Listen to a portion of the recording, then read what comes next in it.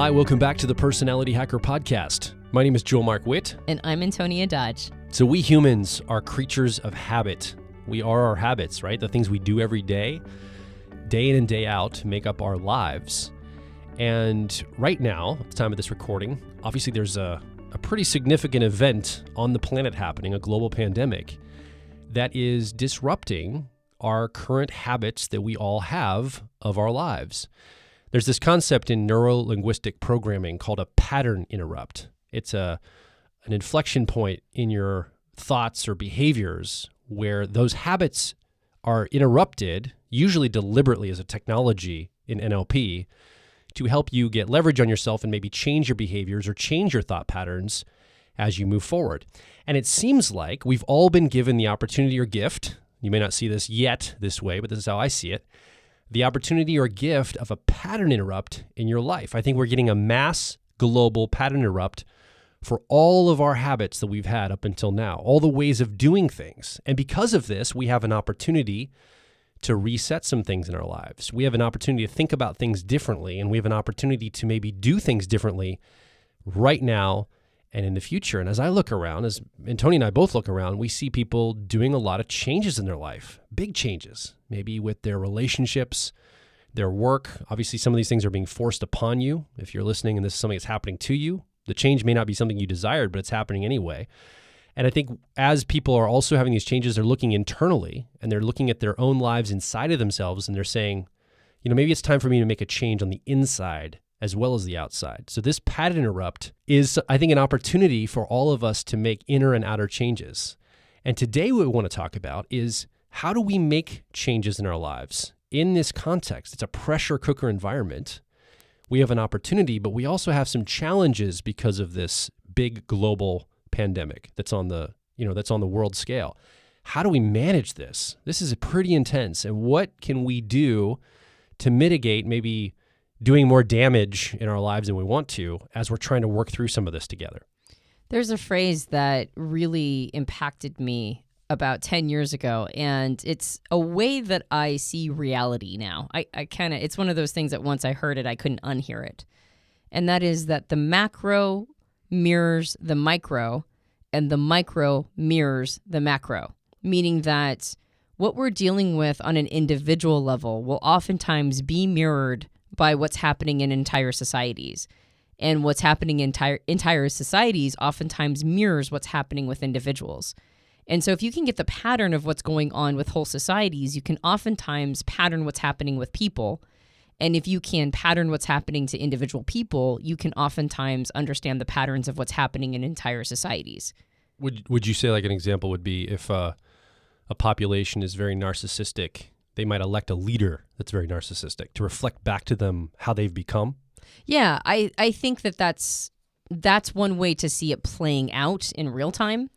And also, I think it's for the purposes of what we're talking about for diagnostic reasons. If you can understand how things happen in sort of on a bigger game, you can start to understand the patterns of what's happening on smaller games and vice versa. So the micro, the individual, mirrors the macro, the larger society, and vice versa. And the reason why I mention that is because this idea of pattern interrupts is so interesting, since, as you mentioned, in NLP, neuro-linguistic programming, it's a technology that's used to help people stop habits that are no longer serving them. I have a habit of thoughts, or I have a habit of behavior, and I deliberately add something in there that as I'm on autopilot and just doing this thing, the pattern interrupt causes me to stop and reflect on what's happening. So the unconscious becomes conscious. And so pattern interrupts on a conscious level are great technologies for stopping behaviors that are on autopilot, but that we don't want them to be that way anymore. But then, of course, life hands us pattern interrupts all the time. Like, you're just going along with your life, and then suddenly somebody who's really close to you dies in a car accident, right? And that's a massive pattern interrupt that happens to your life. Not necessarily a good one, right? And at the same time, all pattern interrupts, or you could also call them disruptions. And the word disruption, of course, has been massively co-opted by, like Silicon Valley as like a disruptive technologies. It's the same concept. It's something that stops something that was just headed one direction on one trajectory and completely scrambles the signal, and now something very different comes out the other side. And again, in NLP, it's something that they train you to do consciously, but the universe throws them at us all the time. And on this level, on the micro, people's habits, like they're just autopilots, just day to day, whatever was programmed in the GPS unit a long time ago and is just playing out. All of a sudden, our lives are being disrupted. We have these pattern interrupts that are allowing us to turn the unconscious into something conscious. Yeah, this is a time where stuff is bubbling to the surface that we're looking at now. Like, what's actually important to us? Like, what do we actually care about as people?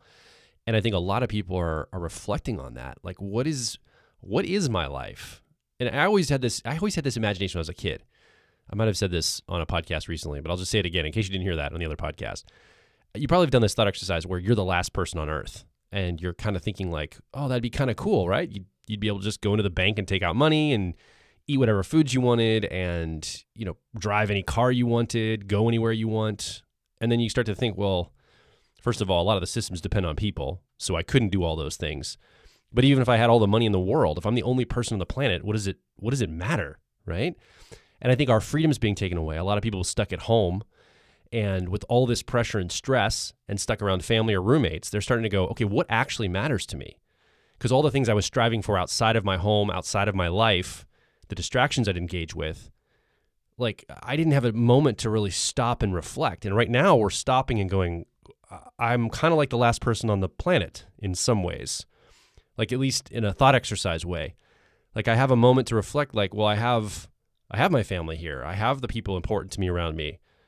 And what is it that I'm actually wanting beyond this? And there's legitimate things you might want beyond that, but it really gets your mind clear about what those things are. Yeah, in the scenario of having your life be disrupted by something like a fatal car accident, somebody who you love or is in your life that ends up being taken too early, tragically. It's not necessarily like that incident disrupted any system in your life that was plodding along. Like it didn't necessarily like interrupt your job, but it interrupts how you feel about your job. It just reframes you really quick. And so the pattern interrupts don't necessarily have to stop what you're doing in the external world and the systems around you. They just have to impact you internally. They have to change how you see things. And I think what's interesting about a pandemic is that it's doing both. It is interrupting the systems outside of ourselves to a place where we can't deny our emotional attachment or how we felt about those things to have them reflected back to us. So then it puts us in a place of contemplation in general. Like, how do I feel about the systems around me? And how do I feel about my relationship to those systems? And it can be extremely destabilizing if you haven't had one of those in a while.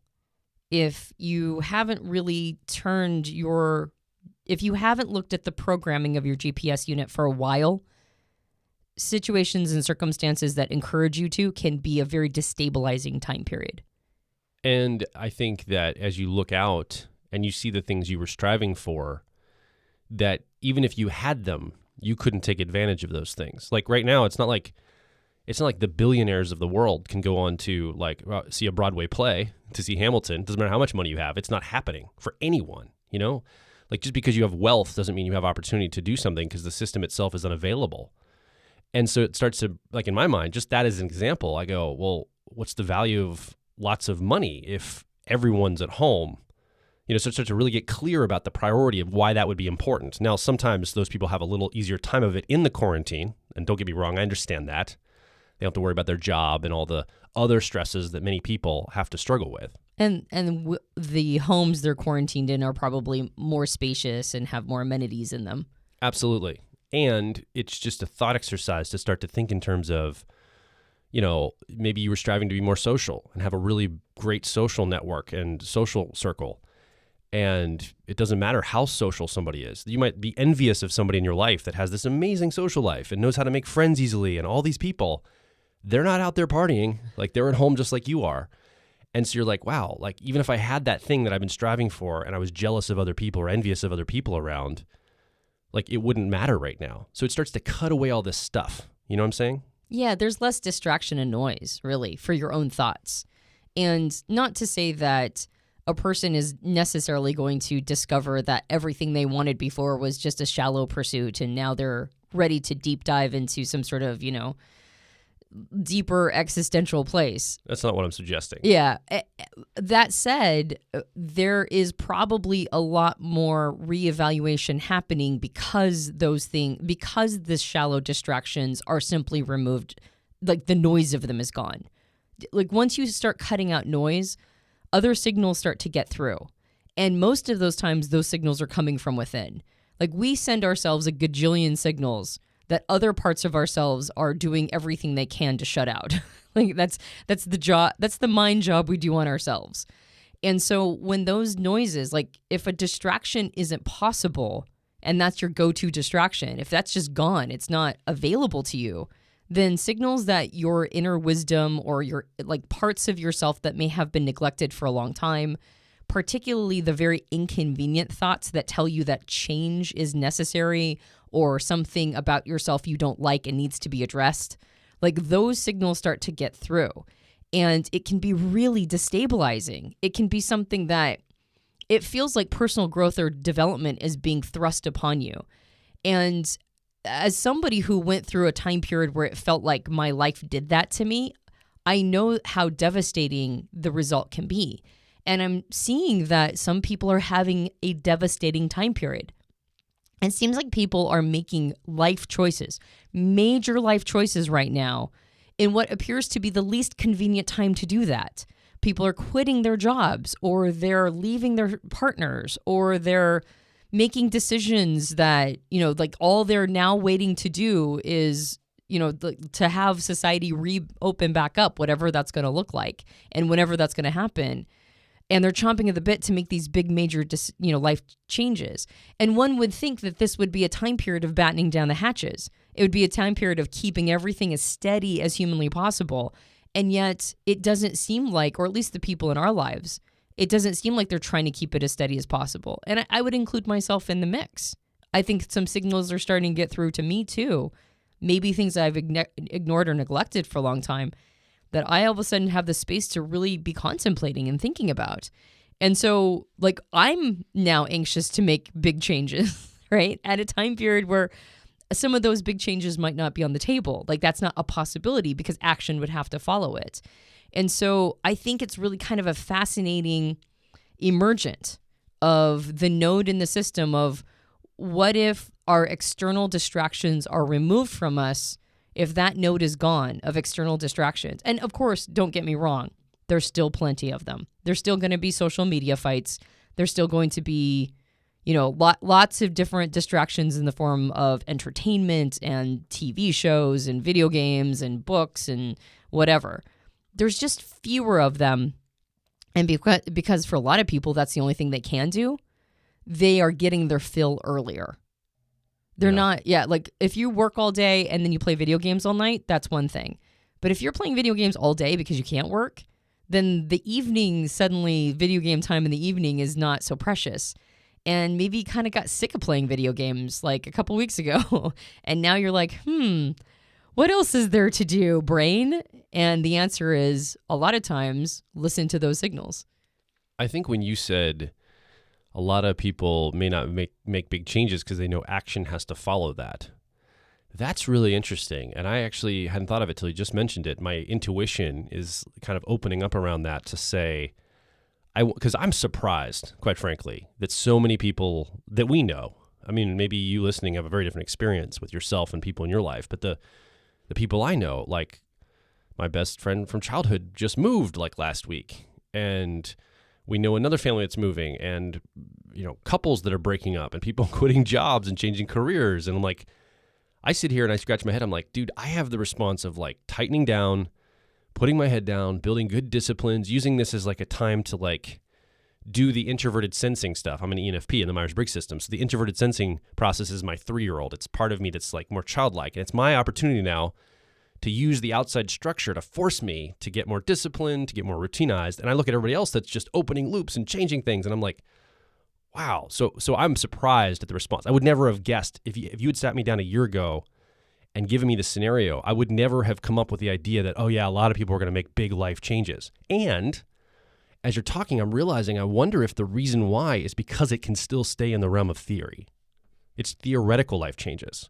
Like, it's easy to quit my job when everybody's out of work. I can quit my job, change my career, quote unquote, but I don't have to go out there and hustle and prove to myself that I can get another job right now. And if I fail, everybody's struggling and it's hard to find work. So it absolves me of any guilt or feeling like a failure because I can't take action. So it's almost like, because I know even couples that are breaking up are sometimes having to stay in the same house, but it's easy to say these things because there is no requirement of action after the decisions are made. Well, and you can get used to the idea of taking the action. There's a little bit more space to like you said, the burden of immediate action is gone, and there might be a feeling like I can make peace with it, or I have a little bit more time to strategize exactly how this is going to look. I mean, a lot of times, and especially in the modern world of the pace we run at, most of the time we just need a little bit of space. Like, that's really the missing component, the missing ingredient, and a lot of people making the changes that they need to in order to have a life that's more in alignment with themselves. They just need a little bit of space. And the world is not very forgiving, and it does not give us space. And so that space is oftentimes the thing, like if it's been gifted to us in what is not the situation itself is not a gift for sure. But we had a young man who was on our INFJ and INFP Empowered program. His name is Daniel, and he said something that really stuck with me. He said that no matter what happens, he has a mentality that this is to my benefit, and he's going to figure out how. And in fact, he talks about how he starts journal prompts of situations he's experienced that he cannot see the benefit to. And he leaves a journal entry underneath it to wait until it becomes obvious how that situation actually did impact him for the better. And then he fills that in later, which I thought was a brilliant, brilliant way of reframing everything to understand how you got something positive from it. So this situation with the epidemic it's not a gift of a situation. Like, the situation itself is pretty horrifying. And if we can, in our own subjective way, understand how it's to our benefit, I think that that's one way in which we can navigate through the situation with a little bit less anxiety and a little bit more sort of grace. And one of the things that the situation is giving people is that crucial space that the modern world generally does not give us. And that's not going to feel like a gift immediately. It's not going to, in like this moment while you're hearing signals coming through, that might be telling you that you've been kicking some cans down the road and your inner wisdom is you can't drown it out. Those moments are moments of transition, and transition is always, it can feel like tectonic plates smashing against each other. It can feel like a destabilizing, shaking earth under your feet, or, horrible situation. And yet, usually it's something that we've been ignoring because we know we have to address it, and we just needed the space to be able to make peace with the changes that have to be made. One thing that you were saying, which is we're focused on introverted sensing or memory right now. But to be fair, that is a life change for us. Like, taking this time and space to really, sort of get grounded and rooted and do some of the disciplined work that maybe we've been avoiding for a while because we had the opportunity to have a little bit more of a frenetic life and go explore. This space is letting that inner wisdom come in and tell us that this is a time period of more routine and rhythm and, incorporating rituals. For two ENPs, that's a lifestyle change. That's a big life-altering change if we do it well and we can really integrate it. So I would even argue in that situation, this space that has been afforded is helping us make big changes as well. But one caveat I would put on that is it's not easy for us to make those changes. And one of the challenges that we have been experiencing is keeping high morale for the people in our lives that we're responsible to. Because for us, we are being quarantined with other people. There are 5 people who live in this house, and 2 of them are children. So we're very influential in setting the emotional tone for the house. So a part of this is making big changes, feeling maybe some of the stress and anxiety from the collective unconscious, knowing it's a time period where a lot of inner wisdom messages or that signal is coming through for a lot of people and causing anxiety and distress.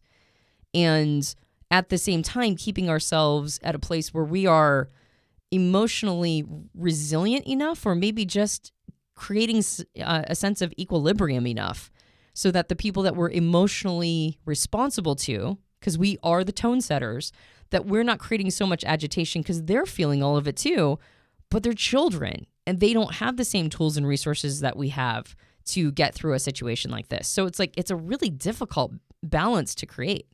In the best of circumstances, self-leadership is really challenging to be responsible, disciplined, and lead yourself. And when you're like myself as a father in a family, having to show up and not only lead myself, but now lead little people and be a emotional and mental and even physical rock for them in a lot of ways. Because, I can't go to my kids and be like, hey man, dad's having a tough time. This coronavirus has taken me out. I got to just go and chill out a lot and sleep a lot. And they still need lunch and stuff. And they still need emotional support and entertainment and help with schoolwork and all the things that they would normally need. And they're probably also struggling with their own anxieties. So it takes a lot of effort to make sure that I'm getting the self-care and the discipline and the self-parenting and leadership for myself first, that then can spill out to the people that depend on me. My wife and my children and our nephew who lives with us as well. And I think that's a challenge for you listening, most likely too. If you're a parent or you're in any kind of supportive or leadership role with somebody or other people, a lot of resource right now is going to just managing your own emotions, your own mental health, your own state. And then now there's these dependencies potentially, or these people that really you have to even co-support. It's fine. Even if it's a co-creative, co-supportive, it still takes effort. And that is definitely a challenge. And I think that making sure that I don't let any of my things bleed out is, for me, the biggest struggle. So I think I've got it okay self-contained, but now you start to add other people outside of myself. That's where the challenge really comes in, to ensure that I've got that dialed in. And that's the hardest part for me. Well, and I think that you hit the nail on the head when you said making sure that we continue to implement the same techniques we used before all of this to self-nourish. That is really important. And I think it's important to also remember that self-care, I think I've seen this a lot in different, just basically internet memes. And I think it's worth repeating that self-care isn't a glass of wine with a bubble bath. It can be that, but that's not the definition of self-care. I like the phrase self-nourishment better now. And so I'm asking myself, am I nourishing myself well enough? One of the things that we've implemented, because this is our time so that we're letting the signal of introverted sensing or memory come in, and we're not distracting ourselves away from that signal. And one of the things that we have surrendered to in listening to that signal is an idea that we need more routines and structure in our life. And so we have implemented in the morning, getting up with the kids because they do cyber school. Before they do cyber school and before we start working, we do a 20-minute yoga, a very simple yoga to stretch ourselves out in the morning and kind of get grounded and in our bodies. And then we do a 10-minute meditation. Both of them are videos found on YouTube. And so we get up every morning and do that. And at first it was fun and interesting. We're all ENPs, by the way, including the 2 kids. I'm 100% certain that Gunnar, who's 14, is an ENTP. And we've played around with Piper being an ENFP. So they're basically us, but reverse genders. And it's a very interesting dynamic in the house. None of us like routine or ritual. And what does an entirely ENP house look like? Exactly as you imagine. Exactly. It's loud. We're always talking. We're always trying to have some sort of conversational dominance over each other. We go into these long speculative conversations that last hours and get very little done. Yes, it's exactly what you're thinking. And for some of you, it's a nightmare. And yeah, bless you for that because it kind of is. And also, it's really fun. And we're very interesting people. Fingers crossed. That's reality, not just me telling myself that. Anyway, the point is that when we first implemented this, it was interesting and new. That was the first week. And then the second week, it was like, oh shit, we're doing this every day. So then it was just crying every morning. I don't want to do it. I just want to lay on the couch. Do I have to do this? And just whining the entire 30 minutes. And we did it. We stayed strong. We got through. And by the third week, I came downstairs and Gunnar had set up the yoga mats for us one morning. Like he got up before us and he set up all the yoga mats. And I'm like, oh, that's success. That is parenting, ENP, SI inferior attempts to integrate that success. So I'm chalking that one up as a major piece. But self-nourishment means going through a time period of dealing with super whiny kids for a week. That was part of nourishment. Like doing that hard stuff was part of it. It's kind of like eating your vegetables. So I think for me, I'm really trying to keep my finger on the pulse of what self-nourishment means and keeping to these routines. But on top of that, and of course, all the other stuff, try to eat healthy meals, try to get enough sleep, try to get out in the sun if you can, all of those things, all the things that the body needs, the biology needs to keep itself in a place where it's resourced enough to send enough calories and, enough energy to your mind and your heart to keep those things going as well. But I think on top of it, as you were talking, Joel, I thought about this idea of triggers. And I think that one thing that I have allowed myself to indulge in is being triggered. And that's something I really watched myself deal with like about the third or fourth week of the quarantine, is I was getting triggered a lot. And I was handing myself over to being triggered as if I'm triggered, that gives me full permission to just go there emotionally. Like you triggered me and now I'm responding to that trigger emotionally and you triggered me. So therefore this is your fault. I mean, it's just basic stuff, right? It's like really basic things where like not owning myself, not owning my responses and reactions. But I think one of the big game changers was me realizing that it's my responsibility to own my triggers. When somebody triggers me emotionally, that does not mean that had anything to do with intent. It doesn't have anything to do with them trying to get my goat, but it definitely has to do with me not being responsible to my own emotions. And it's definitely not going to work out if I'm setting the part of setting the emotional tone in the house. If I'm showing up as somebody who is handing myself over to my triggers, then I'm going to create a dynamic of people handing themselves over to their triggers. And we're just going to be triggered all the time because it's a very triggering time period, right? Like that's just what it is. So I think that's one thing that has been very instrumental for me from going to a place where I probably was causing more emotional turmoil in the house or influencing more emotional turmoil in the house than necessary because I wasn't resourced enough myself. And I wasn't owning the fact that triggers are mine. I'm responsible for how I respond to those things. And so by owning them, I think that we implemented a couple other things too that I think were high leverage. But that one thing of owning my emotional responses really helped me recognize that I'm not the only person who's here and my feelings are not top priority. Like getting triggered and emotionally responding is communication to the world that your emotions take top billing. And that's just simply not true. It just isn't. And especially in a context where I'm trying to help little kids deal with something that's a global pandemic, and I'm sure they're feeling the result of all this collective unconscious. I'm sure they're stressed the hell out. I'm sure they're worried. Like they're kids. They don't know that they're not going to die from this. They're hearing about body counts and, crematoriums working 24/7, all sorts of terrible things. And it's my job to show up for them.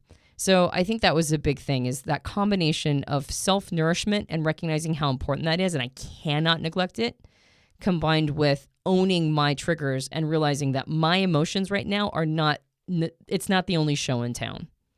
Yeah. I think how I've seen this is also trying to own my own emotions, but also the emotion of not caring if I'm disliked by being a little bit more directive with my children. That's been hard, right? Because like I'm being the bad guy a little bit more, and I'm realizing the reason I'm doing that, I think unconsciously, I just realized you were talking, is in order to communicate to them that I've got this. And it doesn't matter how you feel, guys. I mean, I care how you feel, but I'm going to make the best decisions for you and our family, especially in a time of uncertainty. I'm getting very certain about things. And not that I, bulldoze if there's a good, compelling reason not to be certain. But I'm being a little bit more disciplinary. Like I'm creating more structure, routine, and discipline, which is also coming from that introverted sensing side. But I think it's a sense of safety to give to children in particular, or people that depend on you, a sense of certainty and a sense of like, I don't care if you hate me for this decision. This is the decision I think is right to go forward with. And so the emotional controls that I'm having to put in place are not caring what other people think about me or disliking my choices. I say something and I'm disciplined, and maybe me and Gunnar were going to play a game later that night or watch TV or something, but he's mad because I came down on a certain decision I wanted. And now I feel like, oh man, I wanted to play that game and I can't be his buddy now. I have to be his parent. Obviously, this is basic parenting as well. But what the pandemic, what this situation has given me is a clarity in that there's some emotions there too that have to be managed inside of myself. I can't worry about, he's going to be mad if I, don't let him play on his device, X number of hours today because he's home and he has the opportunity for that, but he still needs to go do other stuff. He can't just sit there on an iPad all day. These kind of things I struggle with. And that's really, I think, the hard work for me is just not caring what other people think. Yeah, it's recognizing how important it is for us to show up right now, despite the fact that we've got our own stuff going on. Yeah. We implemented, just as a recommendation, because I know device time can get out of control right now because we don't have anything else going on for the most part. Like, it's still cold here. We're in Pennsylvania, and we thought April was going to be warm, but at least where we're at, it has not been. It's been way colder than anticipated. And so we don't really even have many outdoor things we can do yet. And so PS4 time and TV watching time really got out of control there for a while. And we implemented a system where the kids get 20 tokens a week. On Sunday, we give them 20 tokens, and each token represents 30 minutes on the PS4 or on, watching a TV show of their choice. And once those tokens are gone for the week, they have to wait until Sunday to get a fresh batch of tokens, and they can't carry over. Like, you can't hoard. It's not like rollover minutes. You can't hoard them. So then we're trying to teach them this idea of, sort of allocating their resource however they want to. Oh, and there's also like some limitations, like you can't do more than 2 hours in a weekday and not more than 4 hours on a weekend day. And so then they've got to kind of figure out how to maximize all of this. And any token left over at the end of the week is 50 cents, right? So they can like hoard their tokens and get extra money for their allowance every week. It's kind of becoming a very interesting way of them sort of understanding resource management. But that was the way that we chose to implement to make it so that the device time doesn't just go crazy, because it really was there for a while. For a while there, they were on it all the time. And oh my God, were they nightmares. They were like nightmares as human beings because of it. But what that did is it put the onus on us to show up for them more. Because when they're out of tokens, they're like, okay, so what are we doing? And of course, we don't feel like we're not cruise directors, right? We're not like, it's not our job to program every moment for them, but we have done more family game nights and, that sort of thing. And we're trying to be more responsible to that. And also it's like, we're just implementing all sorts of stuff that we've never implemented before because we have this time and space. And I think that that's one way that I'm trying to keep my tether to gratitude, that it's a tough situation. There's a lot on our shoulders. There's a lot in the collective unconscious that is very easy to absorb and then spit back out to the environment that I'm in. There's a lot of reasons to be triggered, and there's a lot of self-care that can be neglected right now because it's all a different time. And on top of that, there's a lot of inner wisdom signals coming at me, right? Lots of things maybe that I've been kicking cans down the road, and all of a sudden they're becoming very clear on a conscious level. The unconscious is becoming conscious. And I'm choosing to see that as an opportunity as opposed to as a burden.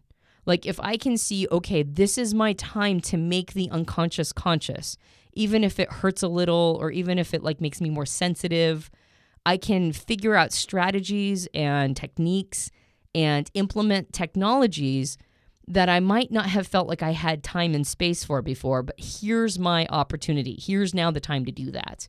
And so what's nice is that, when we implemented this, just even the token situation, I think if we had tried to implement that at any other time, we would have gotten so much kickback, and we would have been so busy and distracted, we probably wouldn't have stuck with it. But right now, the kids are more open to things because of the disruption in life. They're more open to playing around with things.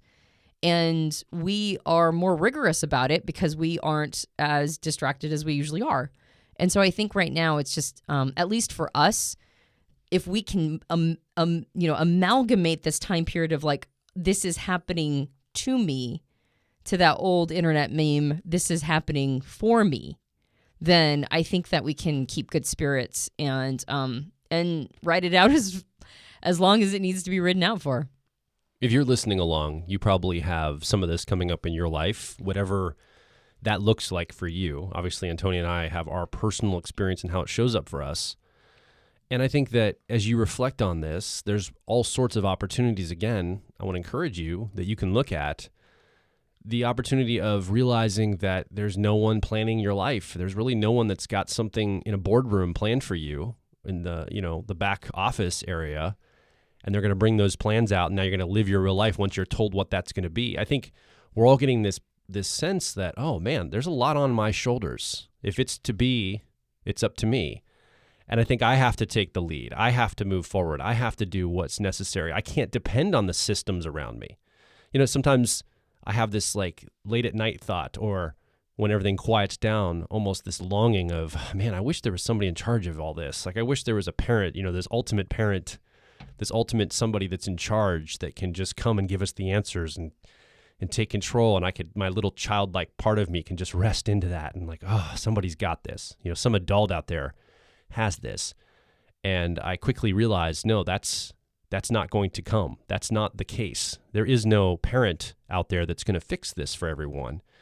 Each of us has to step up into whatever that means for us. We have to be that adult. If you're an adult, if you're a kid and you're still working on that, that's cool. But if you're an adult, now it's time to, this idea of adulting in quotes, it's no longer time to adulting. It's time to be an adult and to grow up and realize that you are the decision point for your life. You are the one that controls those triggers and those emotions and the things that happen to you.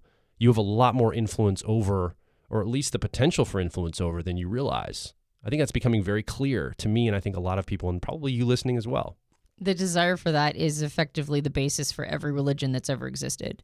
And also, even if a person is religious or believes in a God as the parent that has it in control, they still have to make all the self-parenting decisions in their own personal life.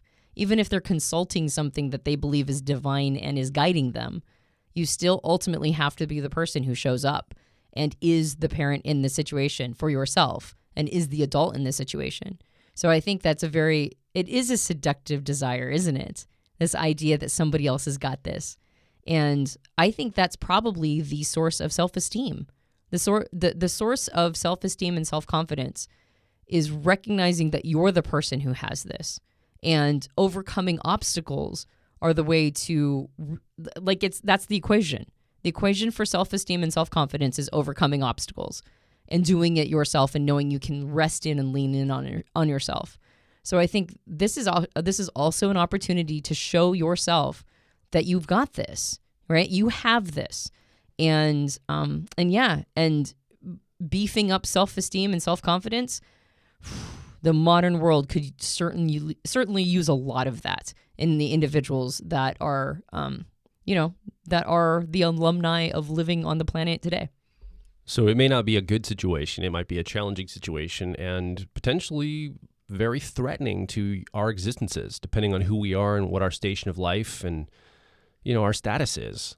And there's opportunity here for growth and for self-growth, and for really digging into the inner parts of who we are, shoring those up with that self-esteem Antonia's talking about. We'd love to hear how this is shaping up for you. This conversation probably opened a lot of ideas in your mind, in your heart. what is coming up as you listen. As you hear us talk about this, you're kind of here with us without a microphone, but we want to hear from you. Come over to personalityhacker.com, and in the comments directly below this show, share some of the ideas, some of the thoughts, some of the questions, and certainly some of the stories from your life that come up for you in this conversation. And if you enjoyed this podcast, you can subscribe to us on iTunes and various Android platforms. If you leave us a rating and review on iTunes, that's super awesome. I always read them, and they actually are part of what encourages us to keep going. When we read those comments and we know we're having an impact and we're not just throwing a message in a bottle out into the ocean, those are extremely rewarding for us. So if you are motivated to leave a rating and review, that is very helpful. And of course, our book is out, Personality Hacker. You can get it on all major retailers. If you leave a review for that on Amazon or Goodreads, that's also extremely helpful. And if you have extra time on your hands and the capacity to invest in your personal growth right now, we do have a catalog of programs that are designed for your specific personality type. So feel free to go check that out as well. Yeah, talking about time on your hands, you have friends in your life right now that you could be calling and having really interesting, thought-provoking conversations with. And some of those conversations could be kicked off with some Personality Hacker episodes of this podcast. So I'd like to invite you to introduce somebody in your life who you probably know is at home right now, has a little extra time maybe to listen in and have conversations with you. Can you imagine having your own little thriving tribe of people, virtual or even in person, that you can listen to a show like this, get a bunch of ahas, a bunch of perspectives. You can leave your feedback certainly on our website, but then you can turn to your tribe and you can discuss these things and you can help keep each other accountable and encourage each other and support each other. Like, that would be a really powerful thing for your life. If you'd introduce this to people in your life and you sync up and you start to think in terms of how can we do this together as a tribe, as a group of people that want to do better for ourselves and the people in the world that depend on us. So I'd like to encourage you to introduce this to somebody in your life this week. Reach out to them and say, hey, this episode you might really enjoy, or one of the episodes is your favorite if you've been listening for a while. Introduce us. We'd love to meet friends of yours. My name is Joe Mark Witt. And I'm Antonia Dodge. And we'll talk with you on the next Personality Hacker podcast.